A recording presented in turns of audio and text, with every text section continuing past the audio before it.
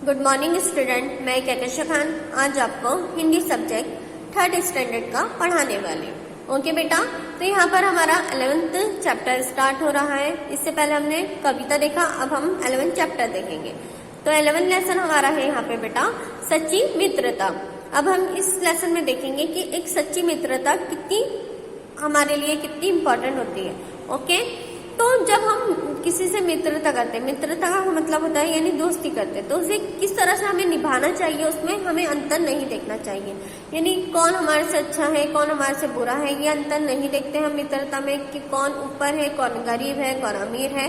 ये मित्रता तो हमारी मित्रता होती है जो एक अलग रिश्ता होता है। तो इसमें ही हम दो लोगों के बारे में देखने वाले हैं। दो श्री कृष्ण और सुदामा की मित्रता के बारे में इस लेसन में पढ़ेंगे कि किस तरह से उन दोनों ने एक दूसरे से अपनी मित्रता निभाई है। Okay, now start this chapter.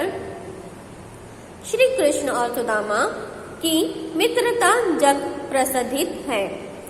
Shri Krishna धनी थे और सुदामा निर्धनी, लेकिन यह अंतर उनकी मित्रता के मार्ग में कभी बाधा नहीं बना। श्री कृष्ण और सुदामा दोनों शिक्षा पाने के लिए एक ही गुरु के आश्रम में आए थे। दोनों में बहुत आए थे। उनकी मित्रता गुरु के आश्रम में आरंभ हुई थी। साथ साथ रहने और पढ़ने के कारण दोनों में बहुत स्नेह थे। शिक्षा पूरी होने के उपरांत दोनों गुरु के आश्रम को छोड़कर अपने अपने घर वापस चले गए। अब यहाँ पे देखेंगे बेटा हम श्री कृष्ण और सुदामा कौन थे। एक बहुत ज्यादा दोनों एक दूसरे के मित्र थे और उनकी जो मित्रता थी वो बहुत ज्यादा मशहूर थी, प्रसिद्ध थी। और श्री कृष्ण जो थे वो बहुत ज्यादा धनी थे, यानी वो राजा थे, एक जगह के राजा थे। और जो सुदामा था वो बहुत ज्यादा निर्धनी था, यानी बहुत ज्यादा गरीब थे, उनके पास कुछ भी नहीं था। लेकिन ये अंतर उनकी मित्रता के बीच में नहीं आती थी। अब वो कहाँ मिले थे? वो एक गुरुजी के आश्रम में दोनों मिले थे। दोनों भी काय के लिए गए थे वहां पर गुरुजी के आश्रम में, दोनों शिक्षा प्राप्त करने गए थे। तो दोनों में एक बहुत ज्यादा मित्रता हो गई थी दोनों के बीच में। और इसके साथ जो आश्रम में जब वो रहते थे तभी उनमें रहने के साथ साथ ही उनकी मित्रता वहां पर आरंभ हो गई थी। साथ ही साथ पढ़ने के कारण दोनों में बहुत ज्यादा स्नेह भी था, बहुत ज्यादा एक दूसरे से प्यार भी करते थे और पूरा एक दूसरे का ख्याल रखते थे। और फिर शिक्षा होने के बाद दोनों अपने अपने घर चले गए। दोनों ने आश्रम छोड़ दिया और अपने अपने घर चले गए। समय बीता, श्री कृष्ण द्वारिका के राजा बने और राज कागज के कार्यों में व्यस्त हो गए। दूसरी ओर सुदामा की स्थिति में कोई सुधार नहीं हुआ। विवाह के पश्चात तो घर का खर्च चलाना उनके लिए और भी कठिन हो गया। अब क्या थे, जो समय बीत गए, यानी 1-2-3 साल बीत गए। अब श्री कृष्ण जो थे वो द्वारिका एक गांव है, वहाँ के वो क्या बन गए बेटा? राजा बन गए। अब वहाँ के वो राजा बन गए तो वो राजा बनते हुए उन्होंने राज्य कागज के बारे में सब कार्य संभाल लिया। उनके पास बहुत ज्यादा कार्य था। वो स्थिति में सुदामा को भूल गए।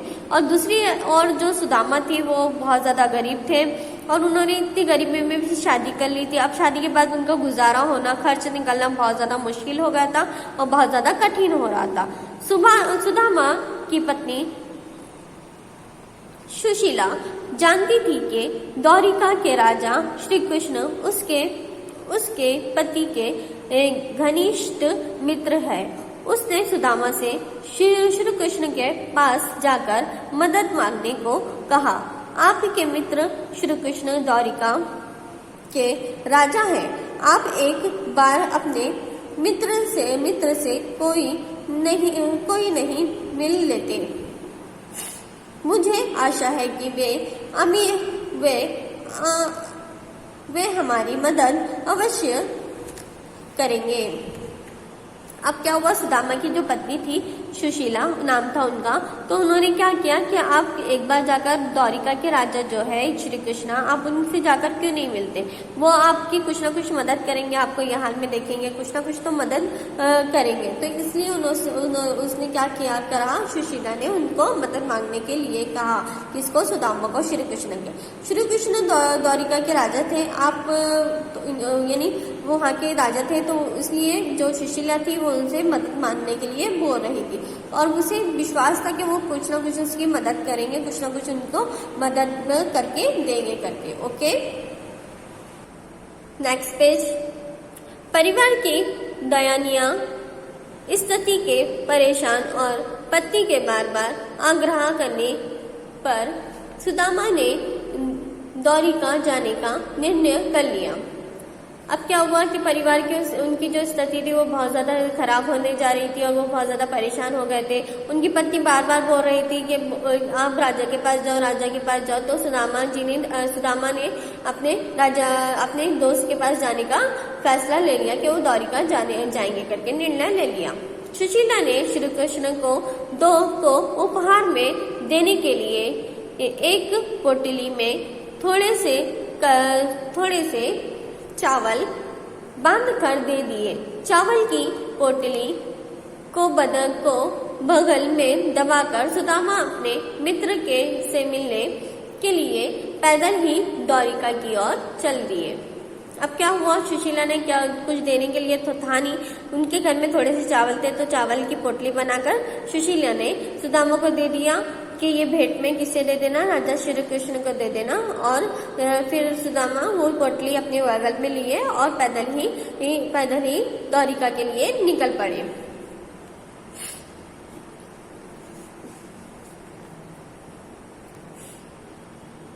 अनेक कष्टों का सामना करते हुए कई दिनों बाद जब सुदामा द्वारिका पहुंचे तो उनके कपड़े बुरे तरह से फट चुके थे और पैर में चप्पल नहीं थी, पूरा शरीर धूल से भरा हुआ था। इस स्थिति में सुदामा जब श्री कृष्ण के महल के द्वार पर पहुंचे तो द्वारपाल ने उन्हें महल के अंदर जाने से रोक दिया। अब क्या हुआ, यानी इतनी दूर वो पैदल ही चल के आ रहे थे। अब पैदल चलकर जब आ रहे थे बेटा उन लोग वो, तो पैदल चलने में हम क्या होता है, बहुत सी समस्याओं को झेलना पड़ता है। तो उनके सामने बहुत सी समस्याएं आई। अब वो पैदल चलते चलते उनका जो हाल था वो बहुत बुरा हो गया था। सुदामा के कपड़े जो थे वो बहुत बुरे हो गए थे, फट चुके थे, उनकी चप्पल भी नहीं थी उनके पैर में और पूरे धूल से उनका शरीर भर गया था। जैसे ही वो द्वारपाल श्री कृष्ण के महल के बाहर पहुंचे तो उन्हें अंदर आने से रोक दिया गया। महल के बाहर ही उन्हें खड़े कर दिया गया, अंदर आने नहीं दिया गया। तब सुदामा ने द्वारपाल से कहा, जाकर श्री कृष्ण से बताओ कि उनका मित्र सुदामा आया है। अब उन्हें रोक दिया गया कि महल के अंदर आप नहीं जा सकते। तो उसने कहा कि जाकर श्री कृष्ण को बताओ कि तुम्हारा मित्र आया है, सुदामा तुम्हारा मित्र आया है। द्वारपाल ने महल के अंदर जाकर श्री कृष्ण को बताया कि महल के द्वार पर एक निर्धर व्यक्ति खड़ा है, उसके कपड़े फटे हुए हैं, वह अपना नाम सुदामा और सन्वय को आपका मित्र बता रहा है। अब द्वारपाल महल के अंदर गया और जाकर उसने बताया कि श्री कृष्ण को बताया कि महल के द्वार पर एक निर्धर है, निर्धर का मतलब होता है बेटा गरीब, ओके, गरीब व्यक्ति खड़ा हुआ है जिसके कपड़े पूरे फटे हुए हैं और वो अपना नाम सुदामा बता रहा है और आपको उसको आपका मित्र बता रहा है। इससे जाकर उसने द्वारपाल ने श्री कृष्ण को जाकर बताया। सुदामा का नाम सुनते ही श्री कृष्ण दौड़कर महल के द्वार पर पहुंचे। अपने बचपन के मित्र को इस हालत में देखकर उन्होंने बहुत कष्ट हुआ। उन्होंने सुदामा को अपने गले लगाया और महल में ले गए। उन्होंने सुदामा का उचित आदर सत्कार किया।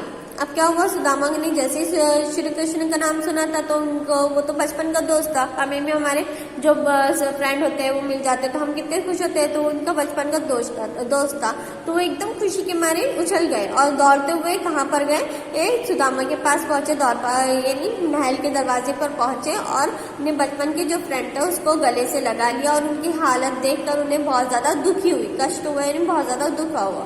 उन्होंने सुदामा को अपने गले से लगाया और उन्हें सुदामा को अपने उचित दौर के अंदर लेकर गया और उनका सत्कार किया, यानी उनको अच्छे से बिठाया और उनका आदर किया। उस समय की परंपरा के अनुसार विशेष अतिथि सुदामा के पैरों को धोने के लिए परात में जो जल लाया गया था, श्री कृष्ण ने उसे हाथ भी नहीं लगाया।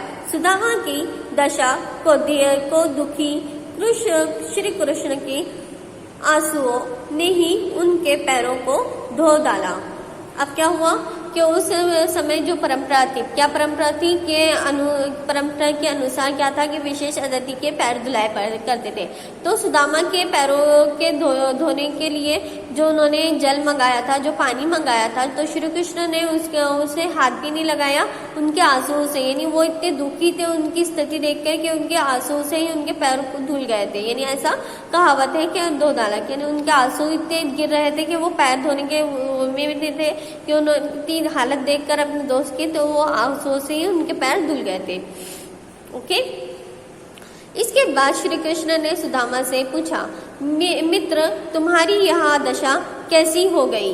तुमने इस विषय में कभी बताया नहीं, कभी। अब श्री कृष्ण ने सुदामा से पूछा कि मित्र तुम्हारी ये हालत कैसे हो गई? तुमने इस दशा में मुझे कैसे बताया नहीं, कभी बताया नहीं कि तुम्हारी इतनी हालत है करके। मित्र तुमसे क्या कहता जब मेरी किस्मत ही खराब है। सुदामा ने कहा, ये किसने कहा? सुदामा ने कहा कि मैं तुम्हें क्या कहता मित्र, जब मेरी किस्मत ही खराब है। अच्छा हुआ मित्र तुम यहाँ आ गए, अब सब ठीक हो जाएगा, श्री कृष्ण ने कहा। अब श्री कृष्ण ने सुदामा से क्या कहा कि अच्छा हुआ मित्र तुम यहाँ पर आ गए, मेरे पास आ गए, अब देखना सब ठीक हो जाएगा, अब सब बहुत अच्छा हो जाएगा। श्री कृष्ण ने सुदामा द्वारा लाई हुई चावल की पोटली को प्रसन्न से स्वीकार किया और वहीं बैठकर खाने लगे। अब वो तो गरीब थे तो उन्होंने चावल की पोटली लाए थे, तो उन्होंने हिकारत, यानी उन्हें ऐसी कि नहीं मुझे चावल नहीं चाहिए ऐसा कुछ नहीं कहा। उन्होंने खुशी खुशी वो पोटली ले ली और उसे बैठकर खाने लगे। सुदामा श्री कृष्ण के महल में कई दिनों तक रहे। अब सुदामा जो थे श्री कृष्ण के महल में कई दिनों तक रहने लगे। श्री कृष्ण ने उनका बहुत सत्कार किया। श्री कृष्ण का प्रेम पूर्व स्वभाव और इतना आदर सत्कार देखकर उनका मन द्वारिका में लग गया। अब श्री कृष्ण सुदामा श्री कृष्ण के महल में रहने लगे। अब श्री कृष्ण ने उनका बहुत ज्यादा सत्कार किया, बहुत ज्यादा उन्हें अच्छे से सत्कार किया। और श्री कृष्ण के प्रति देखकर वो बहुत दिनों तक के वो आदर भी कर रहे हैं, सत्कार भी कर रहे हैं, बहुत दिनों तक वहां पर रुक गए, कई दिनों तक वहां पर महल में रुक गए। एक दिन सुदामा को अपनी पत्नी तथा बच्चों की याद आई। उन्होंने श्री कृष्ण से वापस घर जाने की अनुमति मांगते हुए कहा, मित्र मुझे यहाँ रहते हुए बहुत दिन हो गए हैं, यदि तुम्हारी अनुमति हो तो मैं घर जाना चाहता हूँ। अब क्या हुआ कि उसे एकदम से अपनी पत्नियों की याद आ गई, किसी सुदामा को। तो उसने बोला कि सुदामा ने बोला कि मेरी श्री कृष्ण से अपने घर जाने की अनुमति मांगी कि मुझे अब घर जाना है मित्र, मुझे यहाँ पर घर रहते हुए बहुत ज्यादा दिन हो गए, बहुत ज्यादा समय हो गए, मैं अब यहाँ पर नहीं रह सकता। ये बोलते हुए उसने घर जाने की अनुमति मांगी। अनेक आग्रहण के बाद श्री कृष्ण ने उन्हें घर जाने की व्यवस्था कर दी। अब कुछ थोड़े ही देर बाद उन्होंने क्या किया, उनके घर जाने की उनकी व्यवस्था कर दी। किस तरह से वो घर जाएंगे, वो तो पैदल आए थे, तो उन्होंने उनके लिए एक टांगे का व्यवस्था की और फिर अच्छे सामान की व्यवस्था की और उन्हें घर के लिए रवाना किए। श्री कृष्ण के रथ पर अपने घर की ओर जाते हुए सुदामा सोच रहे थे कि मेरे मित्र ने मेरा तो इतना आदर सत्कार किया, लेकिन मेरे परिवार के सदस्यों के लिए कुछ भी नहीं दिया। फिर उन्होंने सोचा कि जब मैंने श्री कृष्ण से कुछ मांगा ही नहीं तो वे तो वे देते ही क्या। अब उन्हें लगा भी कि